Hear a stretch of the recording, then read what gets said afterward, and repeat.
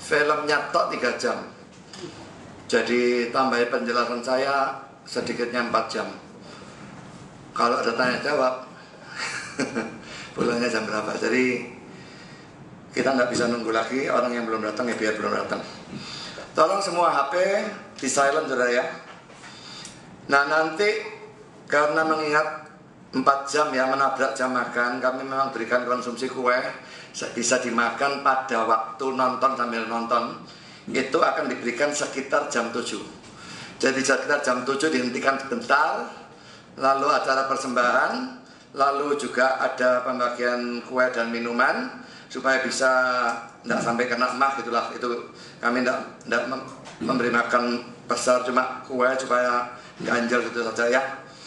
Nah saudara, minggu depan tolong ya, siapapun yang datang usahakan jangan sampai terlambat, karena kita tidak bisa mundur saja ya. Waktunya sudah sangat mepet ini. Ini saja saya pulang jam 9, jam 10 bisa.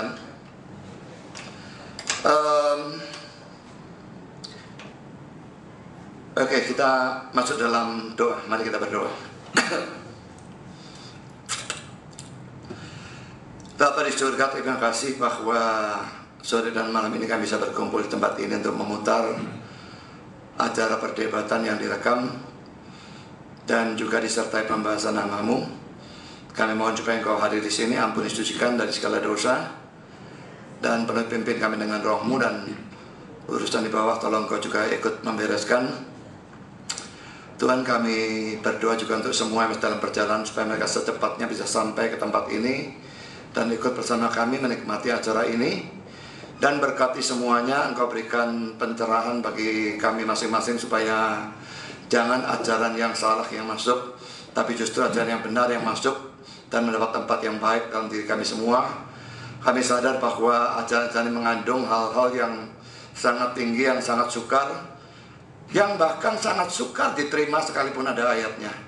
Kami berdoa supaya Engkau bekerja sehingga semua kami menerima kebenaran, dan roh-Mu membuat kami mengerti dan mempercayai dan menanggapinya dengan baik. Tuhan, kami sadar setan bekerja, kami mohon Kau kuatkan semua kami melalui godaan dan setan di dalam bentuk apapun. Tuhan, kami juga titipkan acara pembahasannya nanti, mudah menyampaikan, Engkau bimbing, Engkau berikan kata-kata, dan waktunya sangat mepet. Tolong dia supaya bisa mengaturnya sehingga bisa selesai di dalam, kalau boleh kurang dari 1 jam. Dan entah setelah itu ada tanya jawab atau tidak, kami tidak tahu. Engkau sendiri mengaturnya semua. Tuhan, kami sekali lagi mohon supaya Engkau hadir memberkati seluruh acara ini, juga listrik dan semua peralatan yang kami pakai. Engkau jaga supaya semua berjalan baik dalam sepanjang acara ini. Terima kasih Bapa, dalam nama Yesus kami berdoa. Amin. Oke, kita mulai.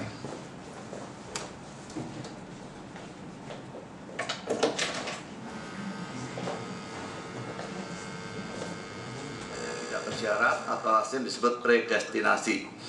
Saya bikin catatan ya sebelum saya masuk dalam pembahasan ya. Pertama, makalah ini hanya merupakan tambahan bagi orang yang sudah mendengar debat, baik langsung maupun melalui rekaman DVD.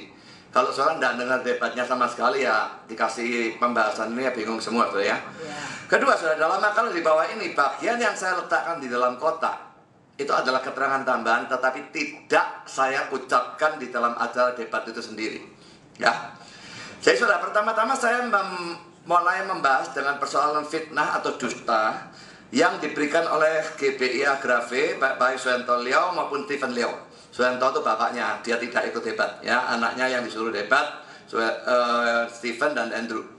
Saudara ingat ya, saya sudah umumkan beberapa kali sebelum debat, yang jemaat sini pasti sudah tahu ya.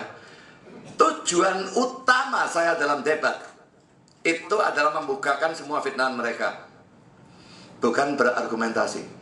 Tentu ada argumentasinya, tapi tujuan utama membukakan kepada orang-orang, khususnya dari kelompok mereka, baik mahasiswa maupun jemaat, bahwa mereka itu memfitnah Calvinisme. Itu yang saya jengkel luar biasa, karena mereka bukan menyerang, mereka memfitnah ya. Kalau menyerang saya tidak masalah, tapi mereka memfitnah.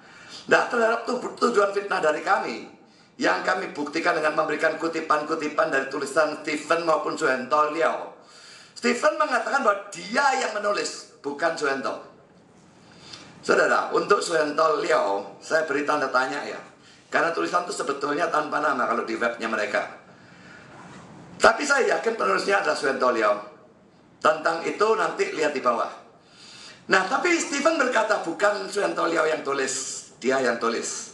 Saya tidak percaya Stephen Liao ngomong seperti itu dusta. Ya, pembelaan ngomong kosong. Apa alasannya? Pertama, saudara, dua kelompok tulisannya. Yang tulisan Stephen itu dikasih nama. Dr. Stephen Liao, penulisnya ada, selalu ada. Yang ini tanpa nama. Dan kelompok ini dan kelompok ini, gaya tulisannya berbeda. Tulisan yang tanpa nama itu penulisnya ceroboh. Banyak sekali salah tulis, salah ejaan. Bahkan pengalimatannya sering kacau. Yang tulisan dari Stephen itu lebih teliti. Jelas dua orang yang berbeda, tidak mungkin orang sama. Yang kedua, saudara, poin B ya. Sekalipun tulisan yang dari Stephen Liao itu juga memfitnah. Tapi tulisan yang tanpa nama itu lebih sembrono, lebih seenaknya sendiri dalam menuduh ataupun memfitnah. Alasan ketiga, tulisan yang dari Stephen Liao jelas ada namanya dia, sedangkan tulisan banyak itu tanpa nama. Kalau memang itu dari Stephen Liao, mengapa beda dengan yang lain? Yang jelas-jelas diberi namanya dia. Saya yakin tulisan yang tanpa nama itu penulisnya adalah Suhento Liao dari bapaknya. Karena pertama, jumlah tulisannya lebih banyak daripada tulisan Stephen Liao. 25 file. Kalau tidak salah yang dari Stephen itu cuma kira-kira 5, saudara. Yang 20 tanpa nama. Sekarang pikirkan dalam gereja Bethel ini, gereja baptis ini, siapa orang yang memungkinkan menulis lebih banyak, bahkan jauh lebih banyak dari Stephen? Tidak ada orang lain kecuali Suhento. Kedua, saudara, pada waktu Suhento Liao adakan seminar di Surabaya, saya hadir. Dan saya melihat omongan dia, argumentasi dia, kata-katanya banyak persamaan, bahkan sama persis dengan tulisan-tulisan yang tanpa nama. Jadi, saya yakin bahwa yang tanpa nama yang banyak itu tulisan Suhento Liao. Nah, sama seperti dalam tempo hari kasus Suhento Liao memfitnah Stephen Tong. Stephen Liao ingin jadi juru selamatnya bapaknya. Jadi dia ngakui, aku yang nulis, bukan bapakku. Aku yang fitnah, gitu katanya, gitu ya. Tapi dia juga bela, dia tidak fitnah ya. Jadi juru selamat dengan berdusta. Hebat sekali ya. Harus diakui dia anak yang berbakti kepada ayahnya. Tapi dia orang Kristen yang kurang ajar terhadap Tuhan. Ya, mau jadi juru selamat, tapi juru selamat dengan berdusta. Ya, saya tetap yakin yang memfitnah adalah mereka berdua, bapak dan anak, Suhento dan Stephen. Dan saya kira Andrew juga tidak jauh berbeda. Buah jatuh tidak jauh dari pohonnya, kecuali pohonnya ada di ujung gunung. Buahnya bisa melundung. Yang kedua, saudara, Stephen Liao juga mengatakan bahwa kutipan-kutipan yang kami berikan itu yang tujuan fitnah dikutip out of context. Ini omong kosong, saudara. Saya tidak pernah mengutip kata-kata mereka out of context. Kalau memang out of context, mengapa tidak dibuktikan? Tinggal tunjukkan tulisannya, terbukti akan terlihat dengan jelas out of context. Tapi tidak ada. Saya tidak mengutip out of context.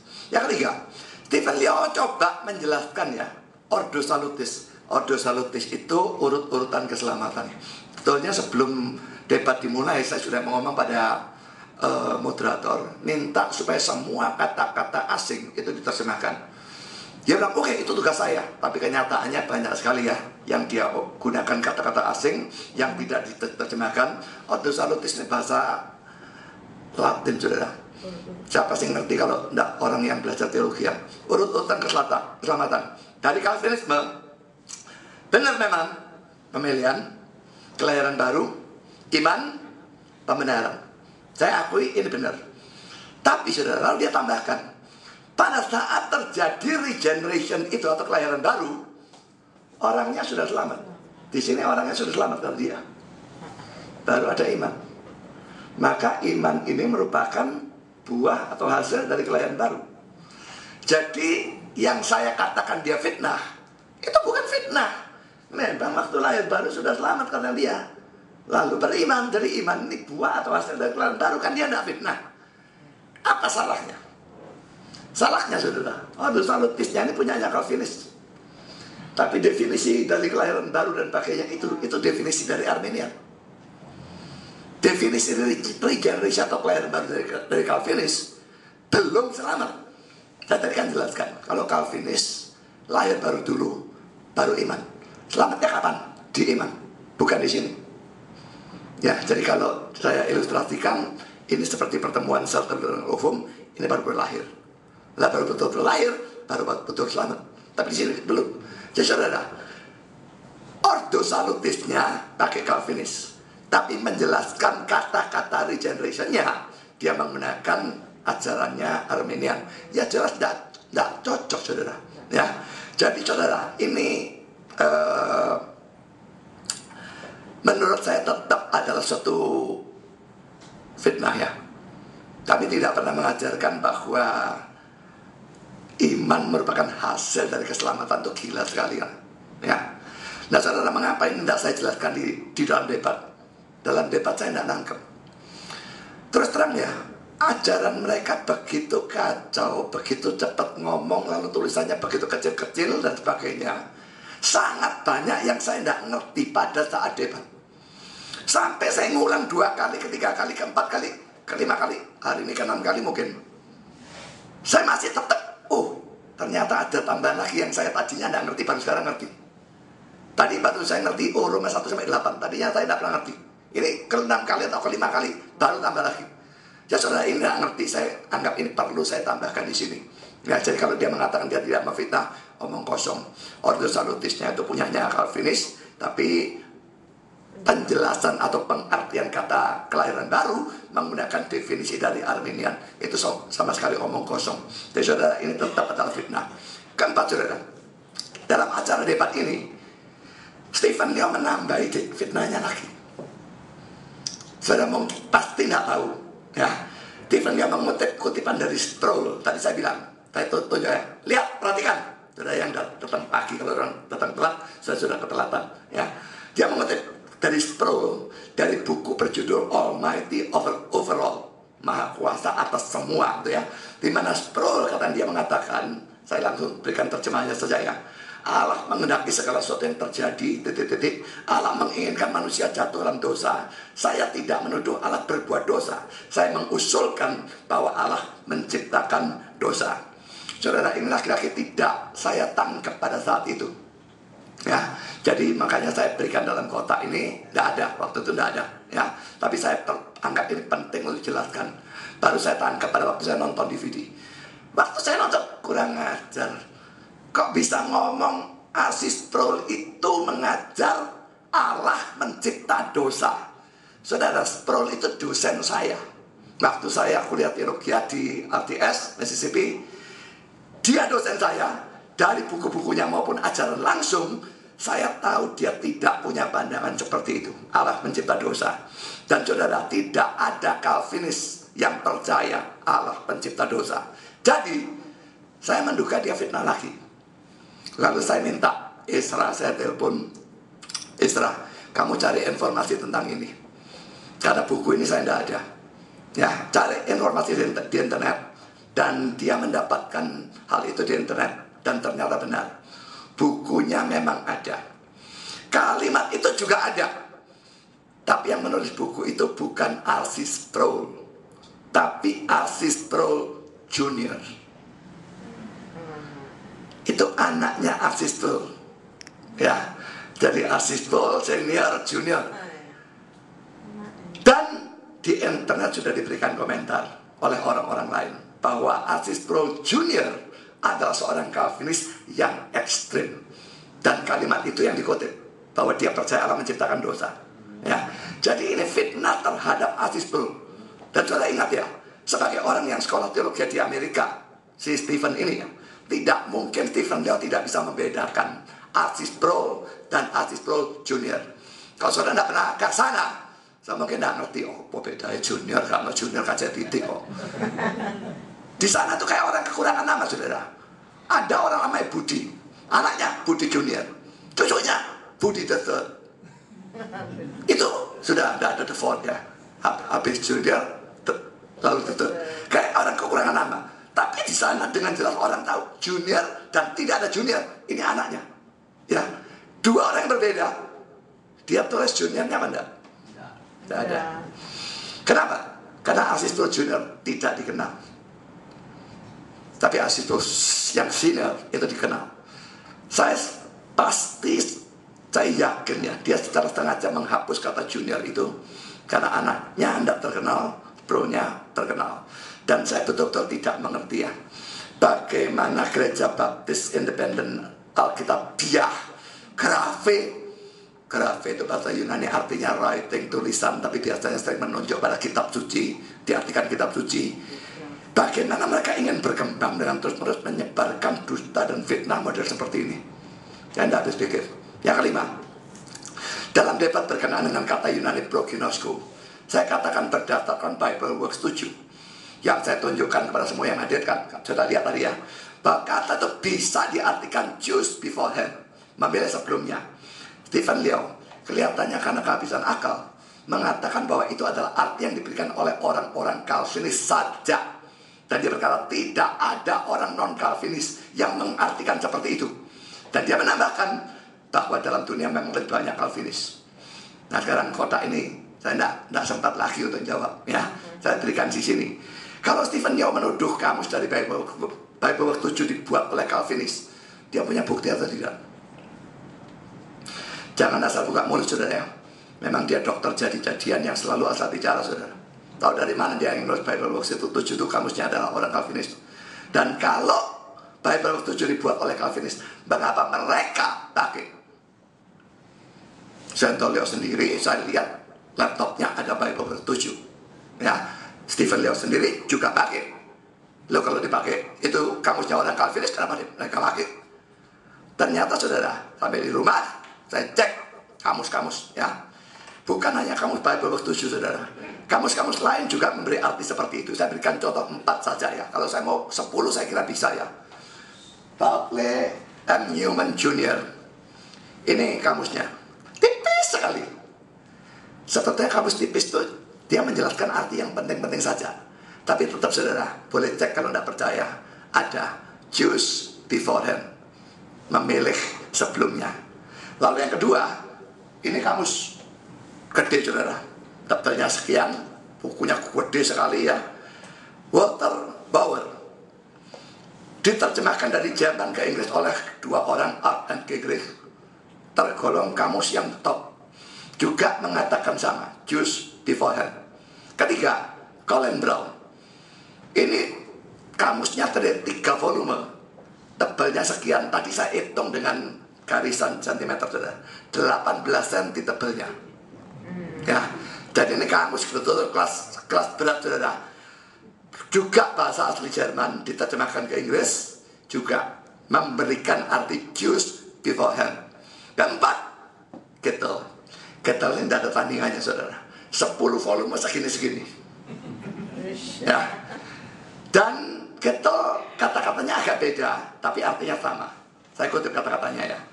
Dalam PB, prognoskein dihubungkan dengan Allah, tapi pengetahuannya merupakan suatu pemilihan atau penentuan lebih dulu tentang umatnya. Dikasih ayatnya Roma 8:29, lalu Roma 11 ayat 2 atau Kristus dan sebagainya. Saudara, saya berikan volume 1 halaman dan sebagainya, bisa dicek ya. Saya sebetulnya tadi tuh maunya bawa 2 laptop ini dan laptop yang besar. Laptop yang besar itu saya punya softwarenya 3 kamus ini nomor 2, 3, 4 ada semua. Saya bisa sebetulnya tunjukkan. Cuma laptop yang besar tahu-tahu ketinggalan waktu berangkat ke susu. Ya. Tapi kalau saudara minta bukti, saya bisa buktikan. Minggu depan datang, kalau memang ada yang minta bukti bilang sama saya akan tunjukkan halamannya dan sebagainya. Itu semua ada ya. Saudara, jadi ini apakah semua kamus-kamus itu salah? Lalu Dr. Stephen Leo saja yang benar? Pada waktu Santolio mengadakan seminar di Surabaya, dia mengecam orang-orang dari kelompok Yahweisme yang anti kata Allah, haruskan kata Yahweh dan sebagainya itu ya. Karena Mereka tidak mau menerima arti dari kata Allah yang diberikan oleh dictionary dan ensiklopedia yang diberikan oleh Suyanto Lyo. Tidak mau terima, dikecam. Kamu tidak mau diterima. Tapi sekarang saudara, anaknya sendiri melakukan hal itu. Kamus, wah, punyanya Calvinis. Nah, saya bilang pada Suyanto, ayo hajar anakmu yang bebal itu. Kenapa kalau orang-orang Yahwisme dia kecam?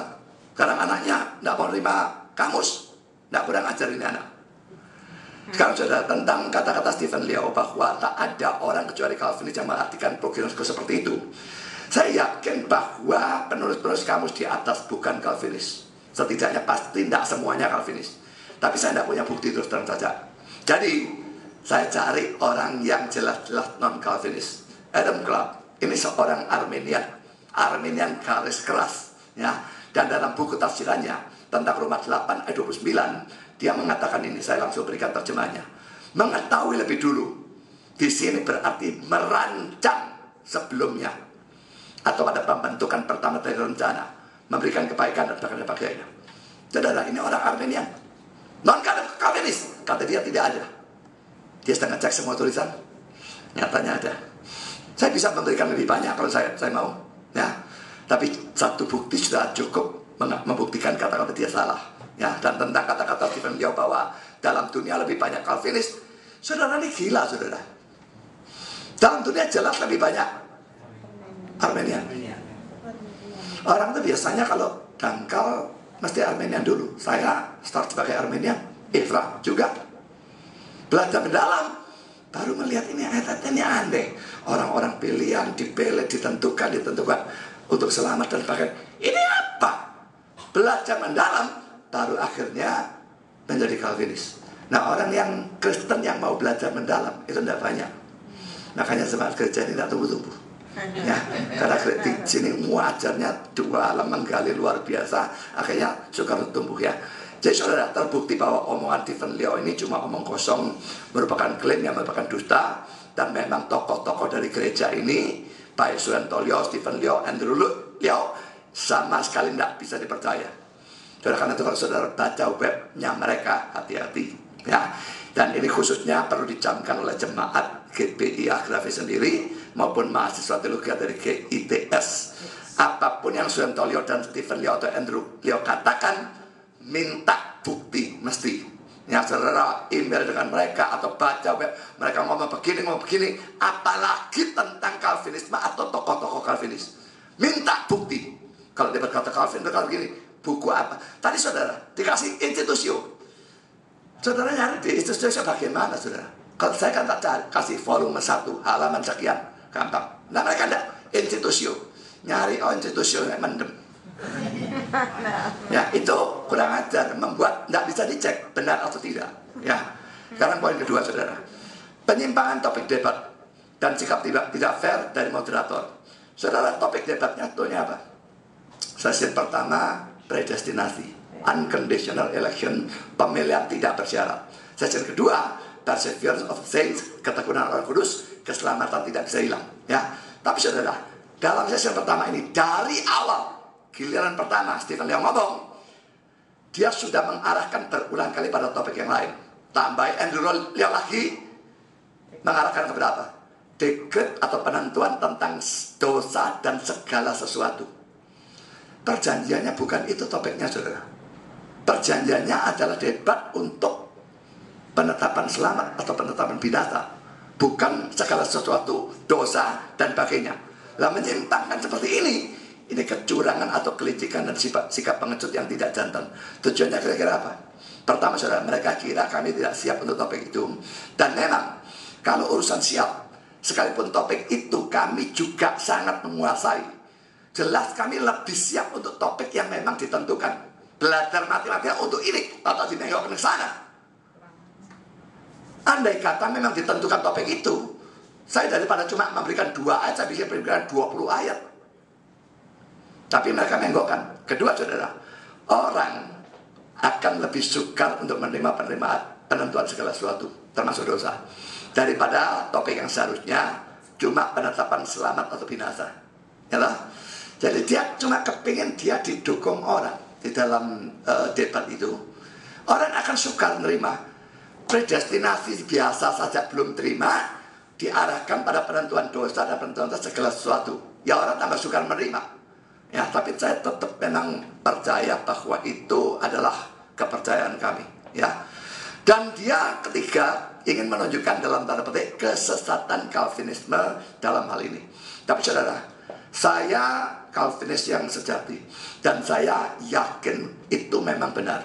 Penetapan segala sesuatu, penetapan dosa, itu alkitabiah. Dan sebetulnya kami sudah menunjukkan ayatnya sedikitnya saya berikan 2, Esra memberikan lagi 2 atau 3. Lalu argumentasi minus tak terhingga, Allah tahu segala sesuatu, berarti pasti terjadi tertentu. Kalau tertentu, dari mana Pak tertentu? Tidak ada orang bisa menjawab yang hal itu, saudara. Tidak ada pernah bisa menjawab. Saudara, kalau memang mereka mau debat tentang topik ini, penetapan segala sesuatu, termasuk dosa, kami siap melayani. Siapapun bisa jadi penghubung, silahkan menghubungkan. Kami akan layani. Ya, bagaimana Liao? Kalau kamu dengar nonton DVD ini, berani debat lagi khusus tentang topik ini, 3 Liao. Jangan cuma 2, 3. Jangan bapaknya. Lawan kami cuma 2 orang, Esra dan saya. Ini suatu tantangan. Berani atau tidak, mau di mana tak sukanya. Saudara, dalam sesi kedua nanti penyimpangan ini terus berlangsung. Lebih gila, saudara ya. Kalau sesi pertama masih tentang penetapan, ya, penetapan selamat atau binasa, diarahkan penetapan segala sesuatu. Tapi sesi kedua tentang apa? Tentang keselamatan bisa hilang atau tidak. Dia tetap lari ke sana. Nanti minggu depan lihat hal itu ya. Saya waktu itu protes, tapi moderator secara sangat tidak fair membela mereka dan mengizinkan mereka untuk terus menyimpang. Jadi ini juga saya ucapkan kepada moderatornya kalau dia nonton DVD ini. Bapak moderator, Anda tidak fair. Hampir sama busuknya dengan para Liao ini. Bapak moderator, apakah Anda hanya boneka yang dikendalikan oleh para Liao ini? Atau seperti anjing yang tunduk pada tuannya? Ingat, Anda bertanggung jawab pada Tuhan. Dan kalau Anda orang Kristen, Tuhan atau Tuhan Anda yang sebenarnya adalah Allah atau Yesus, bukan para Liao ini. Anda harus lebih tunduk pada Allah daripada kepada manusia. Kisah Rasul 5:29. Juga saudara, saya memprotes tentang kata-kata penutup ya. Sejak pertama tadi sudah melihat ya. Saya kan sudah bilang, perhatikan ini. Dia bilang apa? Summary. Sebelum saya ngomong, summary itu ringkasan kan ya. Saya memang tidak memberikan ringkasan karena saya pikir saya gunakan untuk PI saja. Ya, saya memang sudah ngomong pada jemaat ya. Tujuan pertama membongkar fitnahnya mereka.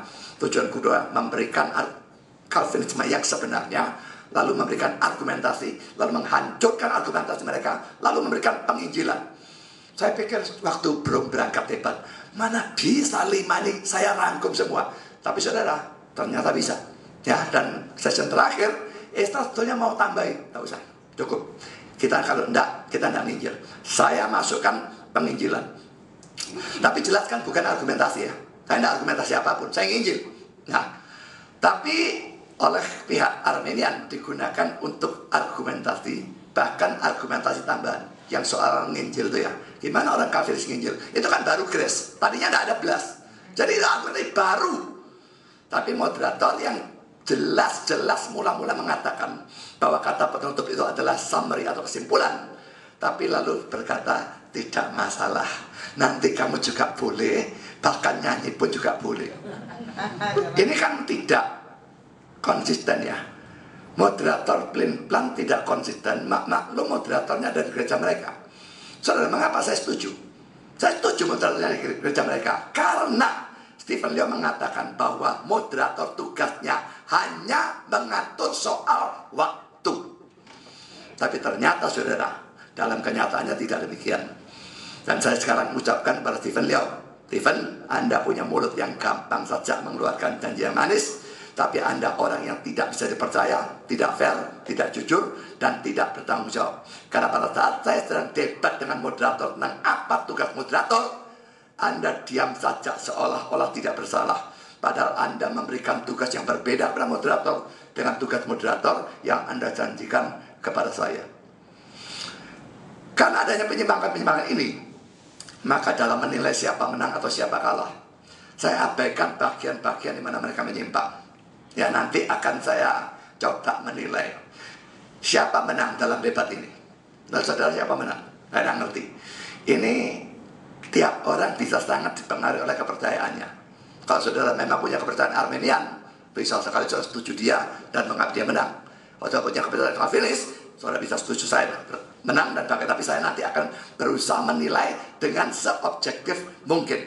Ya, tapi saudara, penilaian ini tidak mencakup bagian-bagian di mana keluar jalur. Waktu bicara tentang penentuan dosa, berapa persen saudara coba pikirkan? Yang mereka bicara tentang penentuan dosa dan penentuan segala sesuatu, berapa persen? Banyak sekali. Itu saya cut semua dalam penilaian nanti. Ya, seharusnya pada waktu mereka melakukan penyimpangan, kalau mau fair, nilainya malah mesti dipotong karena mereka menyalahi perjanjian debat. Nah, perlu diketahui ya, sekalipun tujuan utama saya dalam berdebat adalah menyatakan fitnah-fitnah mereka, tapi dalam acara debat itu saya tidak mau menggunakan fitnah Suentolio terhadap pendeta Stephen Tong, karena saya anggap harus di luar topik pembicaraan. Saya bersikap fair. Saya tidak mau masukkan fitnahnya dia, dan itu terparah terhadap pendeta Stephen Tong. Tidak saya masukkan. Kalau bagi saudara ada yang tidak tahu, dia waktu seminar saudara, dia tunjukkan foto koran. Foto koran itu ada topiknya ya. Topiknya semacam kayak rekonsiliasi atau perdamaian atau hubungan ya, Katolik dengan Kristen. Lalu ada foto 4 orang dan dia tunjuk dengan salah satu. Ini foto siapa? Ini Stephen Tong. Pada seorang itu sama sekali bukan Stephen Tong. Sama sekali bukan. Lalu saya serang pada saat itu, saya serang lagi dengan tulisan fitnah terhadap pendeta Stephen Tong. Bisa dibaca di web kami. Lalu seorang muridnya namanya Gigi bela. Saya balas lagi. Stephen Leon harus lagi bela. Saya balas lagi. Dua-dua bela dengan alasan Suentolio tidak tahu. Suentolio pikir itu Stephen Tong. Nah, tak tahu ya. 1-2 bulan setelah itu, Suentolio adakan seminar di Kupang. Dia memfitnah Stephen Tong dengan cara yang persis sama. Bajingan tidak. Pikir sendiri. Tadi bilang tidak tahu, sekarang sudah tahu. Tetap memfitnah dengan fitnah yang sama. Istilahnya hadir di sana, di Kupang, saudara. Ya. Tapi saya tidak mau masukkan itu di sini, karena saya pikir topiknya predestinasi gak cocok. Fitnah yang sesuai dengan topik saya masukkan, tapi tidak sesuai, tidak. Tapi saudara, saya menghormati topik yang dijanjikan. Ini yang fair. Tapi mereka menyalahi dan sebagainya. So, penyimpangan yang lain, saudara, adalah adanya acara tanya jawab.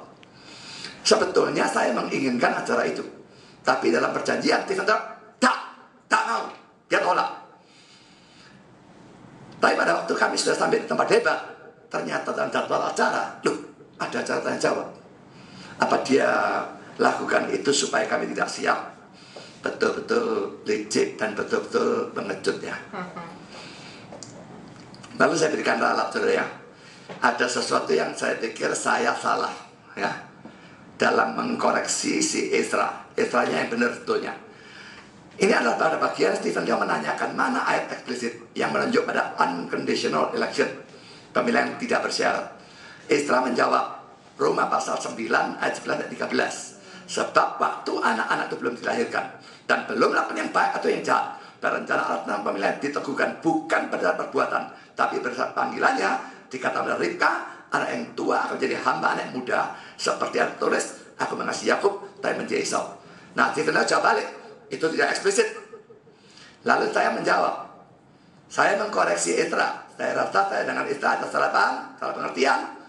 Yang saya maksudkan eksplisit dalam pemilihannya. Ada orang pilihan, ada Allah menentukan, Allah memilih, dan sebagainya. Bukan dalam persoalan unconditional. Tapi setelah debat selesai, saya lalu mikirkan lagi, dan saya kira saya salah. Karena saudara, saya terlalu pada saat debat, saya terlalu terpaku pada kata unconditional itu. Kata itu ya jelas tidak ada. Tanpa syarat ya jelas tidak ada. Tapi apa sebetulnya maksudnya dari unconditional atau tak bersyarat? Maksudnya adalah pemilihan tak tergantung perbuatan atau kebaikan atau apapun dalam diri orang itu, yang ada atau yang akan ada dalam diri orang itu. Nah, untuk hal ini jelas Ezra sudah benar dalam menggunakan Roma 9 ayat 11 dan 13. Tapi saya tadinya mengkoreksi. Ya, jadi saya pikir Ezra benar, bahkan masih bisa ditambahkan 2 ayat lain. 2 Timotius 1 ayat 9. Dialah yang menyelamatkan kita dan memanggil kita dengan panggilan kudus, bukan berdasarkan perbuatan kita, melainkan berdasarkan maksud dan kasih karunia sendiri yang telah dikaruniakan kepada kita dalam Kristus sebelum permulaan zaman.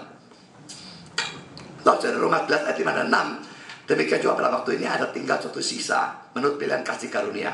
Tapi jika hal terjadi karena kasih karunia, maka bukan lagi karena perbuatan.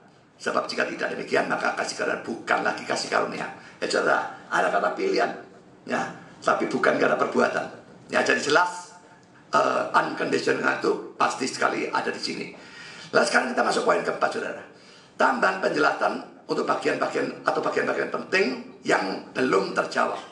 Saudara, kami mengakui ada bagian-bagian yang tidak kami jawab, tapi tidak ada kesengajaan untuk tidak menjawab. Ada banyak hal yang pada waktu debat saya tadi katakan, saya tidak ngerti, saya tidak nangkep, ya tentu saya tidak bisa jawab. Ya, ada juga yang kelupaan pada waktu menjawab. Ada kata-kata yang saya catat loh, bisa kemencorotan. Ya, begitu ketegangan dan begitu bisa sekali ya, kelupaan, keloncatan, tidak menjawab akhirnya. Dan ada yang karena memang tidak ada waktu untuk menjawab. Nah, ini berbeda dengan mereka yang sekalipun menjawab terus-menerus membelokkan jawabannya, sehingga sama sekali tidak menjawab argumentasi yang sebenarnya. Tapi toh mengklaim mereka menjawab dan menuduh saya yang tidak jawab. Kalau saya tidak melihat bahwa mereka selalu menyimpangkan, misalnya argumentasi yang minus tak terhingga, sudah ya, disimpangkan mengko. Lu tanyaannya saya itu apa sih? Alternatifnya. Dia tidak pernah berikan alternatifnya. Bahkan tertentu itu sekarang disangkal. Menyangkal tertentu itu mustahil, saudara. Allah pada bisa terhingga. Dia maha tahu. Kalau maha tahu, dia tahu segala sesuatu. Yang dia tahu ini pasti terjadi atau enggak? Malah bisa bilang enggak. Pasti terjadi loh. Kalau pasti terjadi, tertentu toh. Sampai titik ini, enggak bisa disangkal. Dia berusaha menyangkal ini. Nah, pertanyaan selanjutnya, kalau tertentu, bagaimana bisa tertentu? Kami jawab, Allah menentukan. Kamu tidak setuju? Oke, silakan. Tapi alternatifnya apa? Tidak pernah diberikan alternatifnya. Lalu rekaman tentang DVD dan sebagainya ya, disimpangkan sama dia, menggok, tidak karu-karuan loh. Maksudnya sama sekali tidak cocok dengan omongannya dia. Saya tidak percaya dia tidak ngerti omongan saya. Saya kira kami berdua ngomong sangat jelas. Tidak mungkin salah mengerti. Tapi sengaja menurut saya disimpangkan. Ya, saudara, dalam debat ini banyak hal yang tidak saya tangkap. Baru saya lihat dalam rekaman dan sebagainya, mereka bicara cepat, tulisannya kecil-kecil. Saya tidak ngerti kenapa diberikan tulisan kecil. Mikir-mikir, kenapa sudah diberikan kecil? Mungkin ya, mungkin saya tua sendirian barangkali ya. Nah, supaya mata saya paling capek saya lihat yang kecil ya. Itu kemungkinan pertama. Kemudian kedua, kamera mereka kelas berat, saudara, gede. Jadi kecil pun mereka bisa zoom buah jadi besar. Kamera kita model seperti begini. Ya, mungkin saya tidak tahu apa alasannya, tapi sangat tidak masuk akal, saudara. Dalam masa debat begitu berikan tulisan kecil lembut-lembut, ini maunya jadi apa saya tidak ngerti. Ya, saudara, sekarang saya akan menjawab apa yang tidak atau belum kami jawab dalam debat tersebut. Pertama, tentang 2 Petrus 3:9 yang diutarakan mereka, tidak saya jawab. Memang kelupaan, ya. Tuhan tidak lalai menepati janjinya, sekalipun ada orang yang menganggapnya sebagai kelalaian. Tapi ya sahabat kamu, karena ia menghendaki supaya jangan ada binasa, melainkan supaya semua orang berbalik dan bertobat. Saudara, saya kelupaan menjawab. Saya tidak bisa jawab, karena ayat ini sudah berulang kali saya bahas. Tanya jemaat saya. Kalau bagi saudara yang luar, tanya jemaat saya. Saya sudah eksposisi 2 Petrus pasal 2 Petrus itu seluruhnya sudah selesai. Berarti ayat sudah dieksposisi. Dalam kelas GSM saya bahas ayat ini lagi. Saudara, jadi memang kelupaan, ya, mau diapakan kalau memang lupa. Saudara, jawaban Calvin sebetulnya sangat kuat. Ada dua hal yang perlu diperhatikan dan diartikan dengan benar tentang ayat ini. Pertama, kata menghendaki. Kedua, kata-kata jangan ada dan kata-kata semua orang. Karena pertama dulu, kalau kata kehendak diartikan bagi kehendak atau rencana Allah yang kekal, itu tidak mungkin gagal. Ayat 42 ayat 2. Dan kata-kata jangan ada dan semua orang diartikan semua orang secara mutlak. Kalau artinya seperti ini, kehendak ini rencana, lalu jangan ada semua orang diartikan semua orang secara mutlak, maka ayat ini mengajarkan universalisme. Semua orang pada akhirnya masuk surga. Dan ajaran dicampai oleh Calvinisme maupun Arminianisme. Jadi tidak mungkin dipilih penafsiran seperti ini. Nah, untuk menghindari ajaran universalisme ini ada dua cara. Pertama, kata menghendaki ditafsirkan hanya sebagai keinginan Allah yang tidak harus terlaksana, atau sebagai perintah Allah dalam Injil, yaitu untuk percaya pada Yesus. Sedangkan kalau kata jangan ada dan semua atau semua orang diartikan mutlak. Saudara, Calvin menafsirkan begini. Ini kata-kata dia. Tetapi bisa ditanyakan, jika Allah tidak menginginkan seorang pun untuk binasa, mengapa ada banyak yang binasa? Terhadap pertanyaan ini jawaban saya adalah bahwa di sini tidak dibicarakan tentang rencana yang tersembunyi dari Allah, yang menetapkan orang-orang yang ditentukan untuk binasa dalam golongan republik pada kehancuran mereka sendiri, tapi hanya tentang kehendaknya sendiri, tentang kehendaknya seperti yang dinyatakan pada kita dalam Injil. Ya, bukan rencana kekal, tapi perintah dalam Injil untuk percaya Kristus. Karena di sana Allah mengulurkan tangannya tanpa pembedaan pada semua orang, tapi hanya menangkap mereka untuk membimbing mereka pada dirinya sendiri yang telah Ia pilih sebelum penciptaan dunia ini. Bandingkan dengan ayat ini ya, Yesaya 18 ayat 23. Apakah aku berkenan pada kematian orang fasik? Demikian firman Allah. Bukankah pada pertobatannya? Berkenan di sini cuma menunjukkan keinginan Allah, tapi bukan rencana kekal. Ayat-ayat selanjutnya Yesaya 18:32 dan Yesaya 33 ayat 11 mirip sekali. Tidak usah saya baca. Karena pengertian kedua, saudara, kemungkinan mengartikan kedua, kata menghendaki diartikan sebagai rencana kekal dari Allah. Tapi kata-kata jangan ada dan semua orang tidak diartikan secara mutlak, tapi diartikan sesuai dengan konteks yang menunjuk hanya pada orang-orang Kristen atau orang-orang pilihan. Saudara, pertama-tama perlu tahu ya terjemahan yang benar dari ayat ini. 2 Petrus 3:9. Tuhan tidak lalai menepati janjinya sekalipun ada orang yang menganggapnya sebagai kelalaian, tapi Ia sabar terhadap kamu, karena Ia menggenapi supaya jangan ada yang binasa, melainkan supaya semua berbalik dan bertobat. Kata orang sebetulnya tidak ada. Ya, saya katakan dalam tanda kurung, sebetulnya tidak ada. Bahasa Inggris cuma all, tidak ada kata all men. Ya, semua. Selanjutnya, kata-kata jangan ada maupun semua harus diartikan sesuai konteks yang membicarakan kamu. Kamu itu siapa? Mari kita lihat, saudara. Pertama-tama ya, poin A. Petrus menunjukkan suratnya kepada siapa? Kita lihat 2 Petrus 1 ayat 1, awal surat ya. Mereka yang bersama-sama dengan kami memperoleh iman oleh karena keadilan Allah dan firman kita Yesus Kristus. Jelas surat ini ditujukan pada orang-orang yang sama dengan yang dikatakan dianugerahi janji-janji yang berharga dan yang sangat besar dalam 2 Petrus 1 ayat 4. Dan ini jelas menunjuk pada orang-orang Kristen. Poin B. Karena kita perhatikan konteksnya, saudara ya. Coba lihat konteks ini. 2 Petrus 3, 1-9. Perhatikan warna dan perhatikan cetak miring dan sebagainya. Saudara-saudara yang kekasih.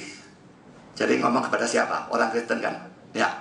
Ini sudah surat yang kedua yang kutulis kepadamu. Kalau orang Kristen dia bilang mu. Ya, lalu ayat 2 kamu. Ayat 2 bagian akhir rasul-rasulmu kepadamu. Ayat 3 yang terutama harus kamu ketahui. Mu ini semua orang Kristen. Mulai ayat 3b dia bicara orang lain, warna biru ini ya.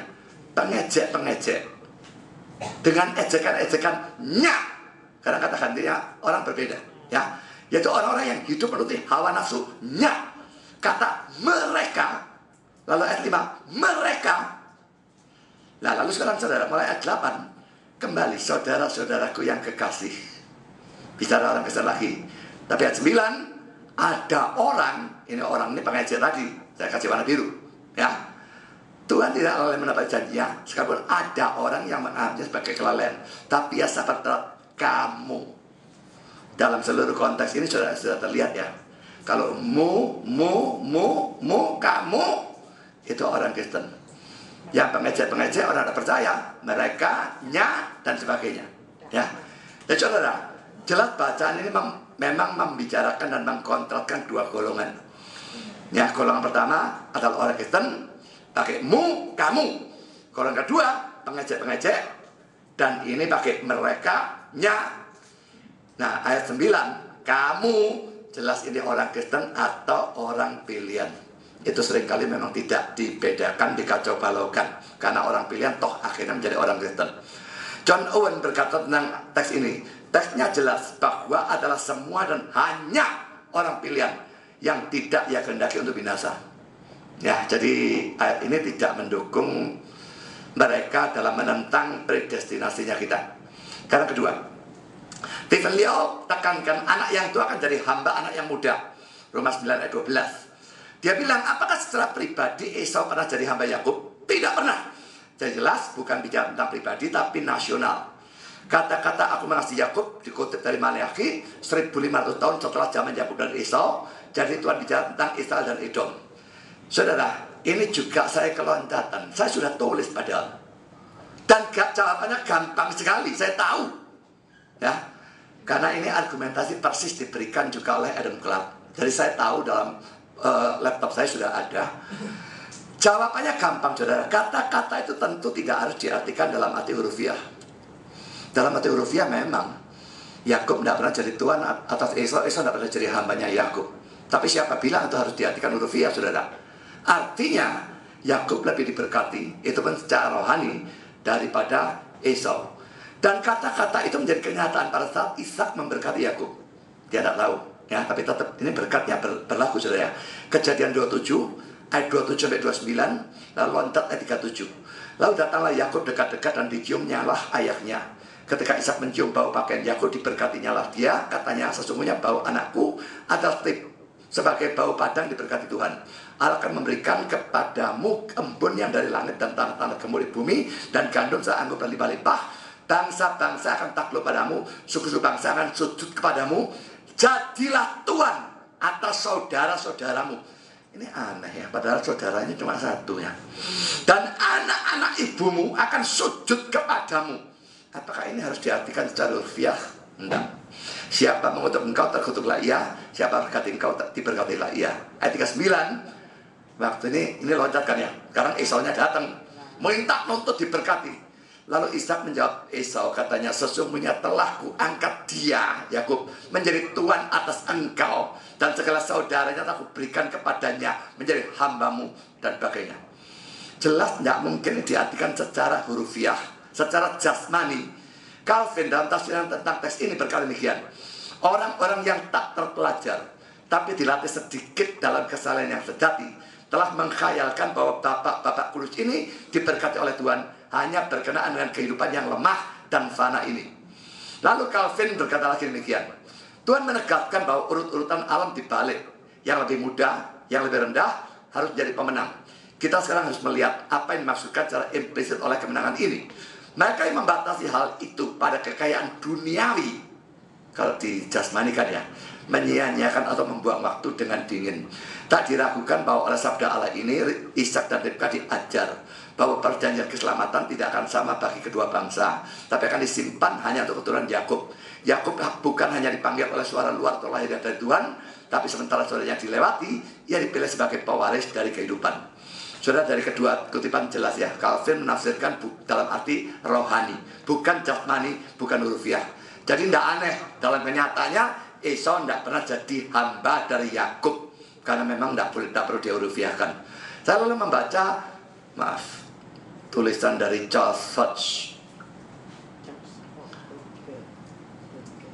tentang bagian ini, dan ternyata saya tidak tahu dia benar apa enggak ya, tapi dia mengartikan, menggabungkan. Tadi kan Stephen bangsa, saya individu. Charles Hodge ini seorang reform. Dia bilang dua-dua.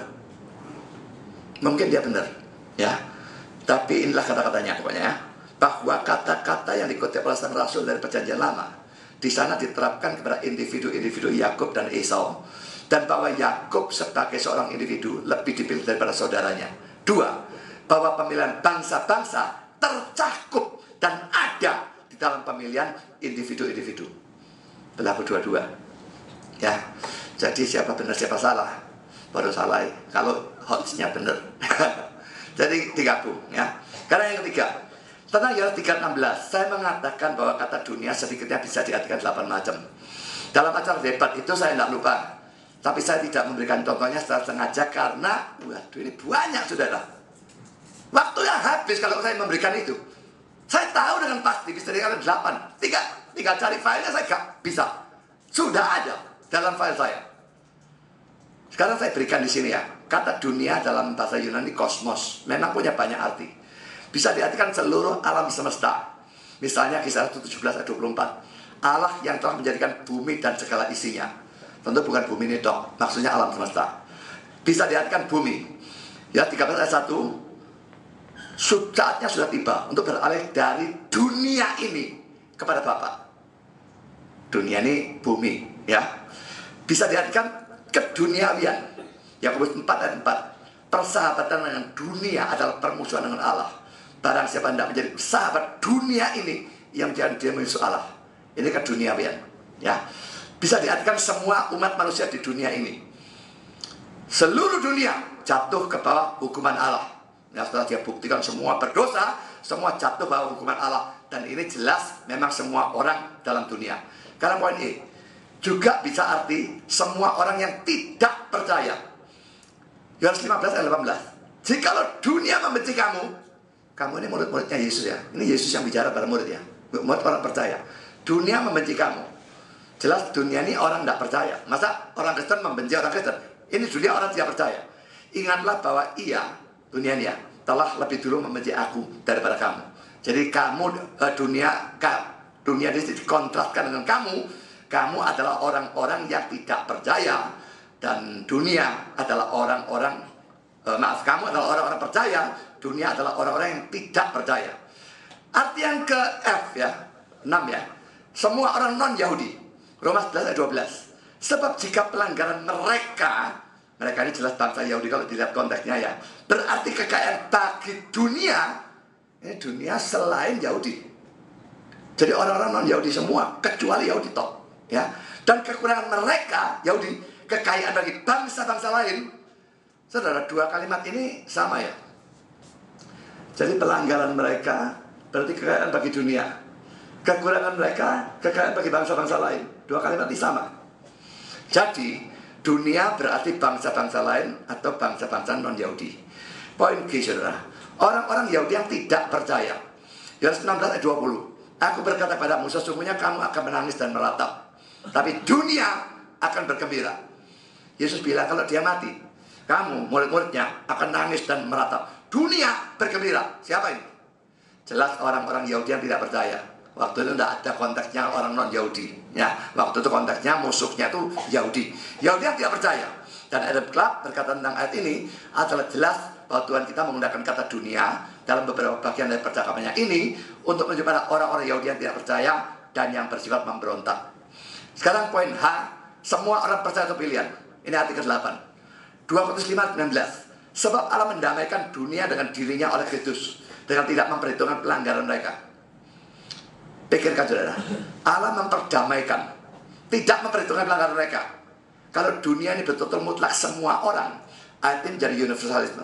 Semua orang damai dengan Allah, semua orang pelanggar yang tidak diperhitungkan, semua orang masuk surga. Tidak mungkin kan? Dunia di sini harus adalah orang percaya atau orang pilihan. Ayat lanjut, di mana dunia harus diartikan orang pilihan atau orang percaya. Ayat yang mengatakan Yesus juru selamat dunia. Yohanes 4 ayat 42. Ini kata-kata perempuan Samaria ya, bahwa dialah benar-benar juru selamat dunia. 1 Yohanes 4:14. Kami telah melihat dan bersaksi bahwa Bapa telah mengutus anaknya menjadi juru selamat dunia. Juru selamat dunia, Yesus juru selamat dunia itu, kalau dunia itu dalam arti semua orang tanpa kecuali. Padahal ada orang-orang yang nanti tidak selamat. Dia jadi juru selamat dari orang yang tidak selamat. Tidak logis saudara, ya. Menurut saya tidak logis. John Owen memberikan komentar, a savior of man not safe is strange. Seorang juru selamat dari manusia yang tidak selamat merupakan sesuatu yang aneh. Owen sendiri mengatakan bahwa Kristus disebut juru selamat dunia Karena tidak ada juru selamat lain di dunia ini. Dan karena Kristus adalah juru selamat orang-orang pilihan di seluruh dunia. Untuk Yohanes 3:16, sekarang objek kasih. Allah memang kasih. Objeknya apa? Objeknya dunia. Menurut saya, dunia harus dipilih arti ke-8. Mereka mau pilih arti yang lain, semua orang itu urusan mereka. Terus terang saja dalam hal ini, dalam dunia reform pun orang-orang bertentangan. Harus diartikan apa? Tapi kalau saya mengambil arti dunia dalam Yohanes 3:16, orang-orang pilihan di seluruh dunia. Kalaupun ini salah, mereka tetap tidak menafsirkan aku membenci Esau. Mereka bilang, Allah cinta semua. Lalu aku membenci Esau diapakan? Tidak masuk akal kan? Ya. Karena poin keempat, pada waktu mereka mengatakan Allah tidak adil kalau memilih tanpa syarat, maka saya menjawab pertama poin A tentang adil. Yang dipilih dapat kemurahan, yang tidak dipilih dapat keadilan. Tidak ada yang dapat ketidakadilan. Adil tidak berarti bersikap sama rata. Dalam penciptaan sudah tidak sama rata. Stephen Leo berkata, dalam Calvinisme, Tuhan yang menentukan dosanya kok, jadi tetap tidak adil. Ini tidak saya jawab karena waktu tidak ada. Sudah melihat sendiri, itu pada bagian akhir. Ya.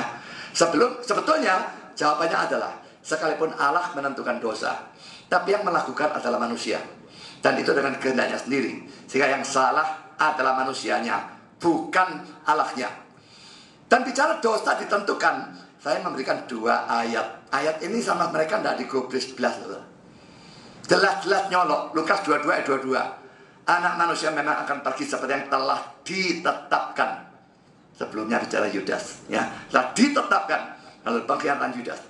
Tapi celakalah orang yang olehnya ia diserahkan. Allah menetapkan dosa Yudas mengkhianati. Tapi celakalah dia. Kalau dia tidak bebas, dia tidak bisa dihukum.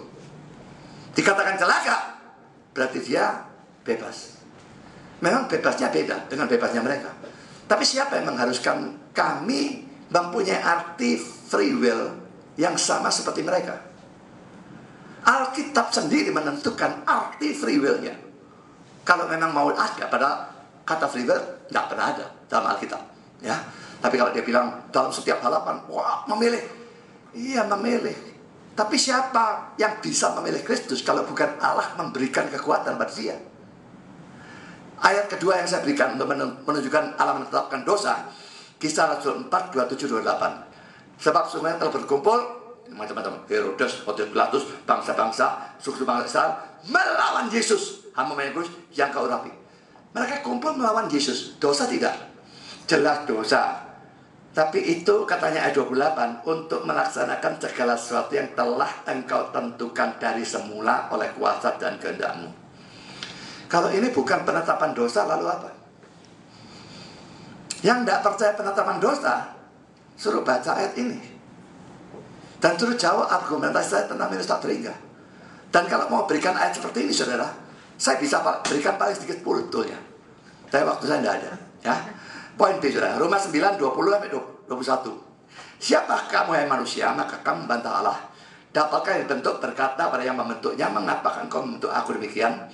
Apakah tukang berit tidak punya hak atas tanah liatnya untuk membuat dari gumpal yang sama suatu benda untuk dipakai guna tujuan yang mulia dan suatu benda lain untuk dipakai guna tujuan yang biasa? Saya tambahkan ya, tukang periuk mau buat tanah liatnya jadi vas, jadi pitpot, itu hak yang dia. Pitpot tidak berhak protes. Demikian juga Allah mau buat kita jadi apa? Mau pilih kalian selamat atau binasa, haknya dia. Sebetulnya saudara, pengutipan saya ini agak kurang ya. Mestinya saya kutip bukan 20 dan 21, tapi mestinya mulai ayat 19. Ayat 19-nya, sekarang kamu akan berkata kepadaku. Paulus sudah bicara predestinasi. Dia bayangkan orang-orang itu membantah. Jika demikian, jika memang sudah ditetapkan begitu, apalagi yang disalahkan sama Tuhan? Sebab siapa menentang kehendaknya? Kalau dia sudah tetapkan, mesti terjadi kan? Lah siapa menentang kehendaknya? Itu persis omongannya mereka kan? Ayat ini persis bicara mereka. Ayat 20 Paulusnya jawab, siapa kamu hai manusia, maka kamu membantah Allah. Nah ayat 19 dalam NIV saudara, salah satu dari kamu akan berkata padaku, lalu mengapa Allah tetap menyalahkan kita? Karena siapa menentang kehendaknya? Jadi saudara, Roma 9 ayat 19-21 sangat cocok untuk orang yang telah mendengar ajaran tentang predestinasi mau menyalahkan Allah.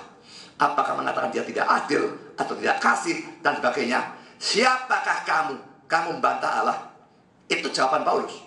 Ya, Stephen Leon mengatakan ilustrasi tukang periuk dalam Roma 9 ayat 20 tadi itu diambil dari Yeremia 18 ayat 12.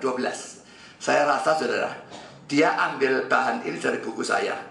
Karena buku saya tentang predestinasi, Dewi Jaya belikan untuk Stephen Leon. Saya ngirim sendiri. Ya, jadi dia punya buku saya. Dan ini Yeremia 18 sudah saya bahas. Karena waktu itu saya nulis buku itu untuk melawan pendeta Yusuf BS Gereja Bukit Zaitun pada saat itu. Dan dia menggunakan ilustrasi ini. Saya bantah, itu tidak cocok. Yeremia 18-12 tidak cocok. Bukan itu yang ada dalam pikiran Paulus dalam dia mengucapkan ayat 20 dan 21. Yang dia maksudkan Yesaya 45 ayat 9. Tapi Stephen Leon menghubungkan Yeremia 18 yang tidak cocok itu dengan Roma 9 ayat 20-21 dan lalu mengatakan bejananya punya tanggung jawab. Saudara, saya tidak punya waktu, tidak punya kesempatan menjawab itu. Di sini saya berikan, ya saudara ingat yang tadi ya. Mau bentuk jadi apa, terserah penjunannya, terserah tukang periuknya. Yeremia 18 lain saudara. Firman yang datang dari Tuhan kepada Yeremia bunyinya, pergilah dengan segera ke rumah tukang periuk. Di sana aku akan memperdengarkan perkataan-perkataanku padamu. Lalu pergilah aku ke rumah tukang periuk, dan kebetulan ia sedang bekerja dengan pelarikan. Apabila bejana sedang dibuatnya dari tangan, lihat di tangannya itu rusak, maka tukang periuk mengerjakannya kembali menjadi bejana lain menurut apa yang baik pada pemandangannya. Ayat 7-nya, ada kalanya aku berkata tentang suatu bangsa dan tentang suatu kerajaan, bahwa aku akan mencabut, merobohkan, dan membinasakannya. Tapi apabila bangsa yang terhadap siapa aku berkata demikian telah bertobat dari kejahatannya, maka menyesal aku tidak menjatuhkan malapetaka yang kurancangkan terhadap mereka. Ada kalanya aku berkata tentang suatu bangsa dan tentang suatu kerajaan, bahwa aku akan membangun dan menanam mereka. Tapi apabila mereka melakukan apa yang jahat di depan mataku dan tidak mendengarkan suaraku, maka menyesal aku tidak mendatangkan keberuntungan yang kujanjikan pada mereka. So, di sini bisa berubah-ubah ya. Saya bilang tes ini menekankan memang tanggung jawab kita. Sama sekali beda dengan Roma 9. Karena mari kita lihat saudara. Kalau Yesaya 45, khususnya perhatikan ayat 9-nya ya. Celakalah orang yang berbantah dengan pembentuknya. Dia tidak lain daripada deling periuk saja. Adakah tanah liat berkata pada pembentuknya, apakah yang kau buat? Apa yang tadi buatnya? Engkau tidak punya tangan. Celakalah orang yang berkata pada ayahnya, apa yang kau peranakan? Dan kepada ibunya, apakah yang kau lahirkan? Begitulah firman Tuhan yang Maha Kudus Allah dan pembentuk Israel. Kamukah yang mengajukan pertanyaan kepadaku mengenai anak-anakku, atau memberikan benar padaku mengenai apa yang dibuat tanganku? Kalau ini betul-betul cocok, nanti perhatikan sendiri. Ya, Roma 9, 20-21 bandingkan dengan Yeremia tadi, bandingkan Yesaya ini, yang lebih cocok yang mana? Jelasnya di bawah lebih cocok omong kosong yang Yeremia tadi. Poin kelima, tentang pengerasan hati Firaun. Roma 9, 18. Stephen Leon berkata Firaun mengeraskan hati 5 kali, baru Tuhan keraskan hatinya. Saya berkata, justru Tuhan disebutkan pertama kali keraskan hati Firaun. Itu dalam Keluaran 4 ayat 21. Ya, tahu saya bacakan ya. Stephen Leon bilang, Firaun keraskan hati dulu. Ini omong kosong saudara. Tidak pernah ada Firaun mengeraskan hatinya dulu sebelum Keluaran 4 ayat 21 ya. Lalu Stephen Leon bilang, Keluaran 21 mengatakan Tuhan akan mengeraskan hati Firaun. Dan ini baru dilakukan setelah Firaun mengeraskan hatinya.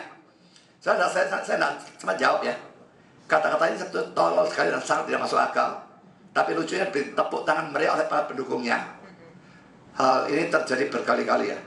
Maklum mereka pasti juga tolol, karena yang ngajar sama tololnya dari tolol memang tolol, atau buta memang buta, atau mereka sudah dikomando.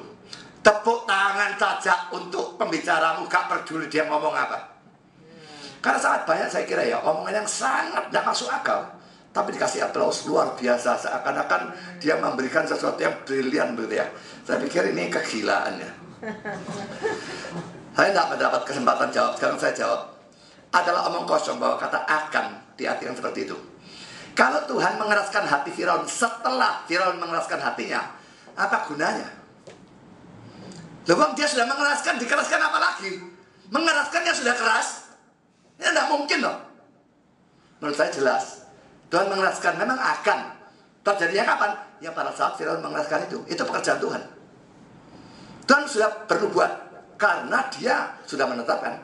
Terjadi, Tuhan bekerja. Lalu Firaun keras. Ya, poin B, saudara. Hal lain yang perlu dicamkan ya. Semua orang sejak lahir sudah punya dosa asal. Sejak Adam jatuh ya. Semua lahir dengan dosa asal kecuali Yesus ya. Dan punya kecenderungan pada dosa. Sehingga semua orang sudah keras hati. Kalau dikatakan Tuhan mengeraskan hati, artinya bukan bahwa Firaun itu mula-mula hatinya lunak. Lalu Tuhan jadikan keras. Tidak. Dalam pelaksanaan dekret dosa, Tuhan bekerja secara pasif. Jadi, dia tidak mengeraskan hati Firaun. Dalam arti, dia tidak melunakkan. Sudah keras memangnya. Tidak dilunakkan, tetap keras. Saudara, seperti gini ya, gelap. Kalau Tuhan kasih karunia-Nya, kasih terang, jelas. Dia tarik kasih karunia, terang, tarik, langsung gelap. Nah, tapi benda ini, ada gravitasi turun ke bawah. Saya tahan dulu. Hanya dengan saya tahan, dia bisa tahan di sini. Begitu saya lepas, dia otomatis jatuh. Itu manusia seperti itu. Kecenderungannya keras memang. Dari asal sudah keras. Hanya kalau Tuhan lunakkan dengan kasih karunia-Nya, bisa bertobat, bisa percaya, bisa berbuat baik, dan sebagainya. Tuhan tidak bekerja, tidak bisa. Yang keenam, dalam kata penutup, Stephen Liao mengatakan bahwa doktrin unconditional election atau pemilihan tak bersyarat membuat orang-orang kafir tidak bisa memberitakan Injil. Bagaimana beritakan Injil? Kalau orangnya tanya, apakah Allah mengasihi aku? Jawabnya belum tentu.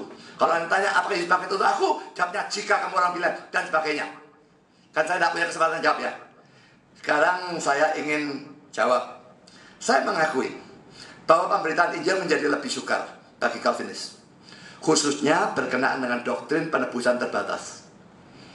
Karena kami percaya limited atonement, penebusan terbatas, Yesus mati dengan tujuan menyelamatkan orang-orang pilihan, bukan orang semua seluruh dunia, hanya orang-orang pilihan. Dulu waktu saya masih Arminian, saya dengan mudah kalau nginjil pribadi pun bisa ngomong Yesus mati untuk kamu. Sekarang saya tidak bisa ngomong seperti itu. Kalau dia misalnya tanya Yesus mati untuk aku, gak tahu memang. Ngomong saja terus terang saya ngomong gak tahu. Lalu bagaimana bisa nginjil? Nyatanya saya nginjil apa enggak? Menjadi lebih sukar ya. Yang penting bukan lebih sukar tapi lebih gampang. Kalau memang mau cari jalan yang gampang, cari jalan yang lebar, dan itu menuju kebinasaan. Matius 1:7-14. Yang penting kita cari yang benar, tidak peduli sukar. Saya tahu. Kalau nginjil umum ya, saya bisa mengatakan Yesus mati itu saudara. Saya kan tidak bilang saudara yang mana. Masa banyak begini tidak ada orang pilihan belas. Tapi kalau nginjil pribadi yang repot. Saya tidak bisa ngatur saudara. Oh, ini pilihan apa tidak tahu saya. Ya. Jadi saya cuma ngomong Yesus mati untuk manusia. Saya tidak bilang yang mana. Kalau ditanya untuk aku, gak tahu. Kalau kamu bisa percaya, iya. Memang saya akan jawab demikian. Omongan jadi tidak salah. Menjadi lebih sukar, ya. Tapi itu tidak menghalangi saya dalam memberitakan Injil kan. Dalam kenyataannya, ini sekarang, bagi mereka yang katanya pemberitaan Injil lebih mudah, dalam acara debat itu, saya nanti minggu depan boleh lihat lagi, mereka sama sekali tidak memberitakan Injil. Bagi saya, yang sekalipun lebih suka memberitakan Injil, saya menutup baik sesi pertama maupun sesi kedua dalam penginjilan. Saya korbankan waktu yang katanya dia saya boleh argumentasi, saya korbankan. Dah, saya mau Injil. Sesi kedua nanti saya dengarkan. Akhirnya saya gunakan waktu 7 menit untuk PI. Kesimpulan saya yang penting adalah punya jiwa penginjilan atau tidak. Kalau tidak, sekalipun mudah, tidak nginjil. Kalau punya, sekalipun suka, akan nginjil. Yang ketujuh, saudara, saya ingin menambah argumentasi untuk menentang conditional election, pemilihan yang bersyarat. Yang ini memang tidak muncul dalam debat, baru muncul dalam pikiran saya setelah saya di rumah. Seandainya conditional election itu benar, ya, pemilihan bersyarat, Allah melihat dulu, oh orangnya bakal beriman, maka dia pilih. Seandainya benar, maka coba pikirkan beberapa kemungkinan ini. Ini belum pernah saya ajarkan, saudara. Bagi saya sendiri baru grace, baru 2 hari. Itu sendiri saya beritahu, wah bagus katanya dia. Ya, sekarang coba pikirkan beberapa kemungkinan ini. Pertama, poin A. Misalnya Allah sudah melihat lebih dulu. si A bakal percaya dan bakal bertekun sampai akhir. Maka Allah memilih si A ya. Pertanyaannya, mungkinkah si A tidak percaya? Kalau tidak mungkin, maka menurut pandangan Arminian tadi si A tidak punya free will kan? Kalau mungkin, pengetahuan Allah salah. Lalu mungkinkah si A setelah percaya, lalu murtad dan binasa?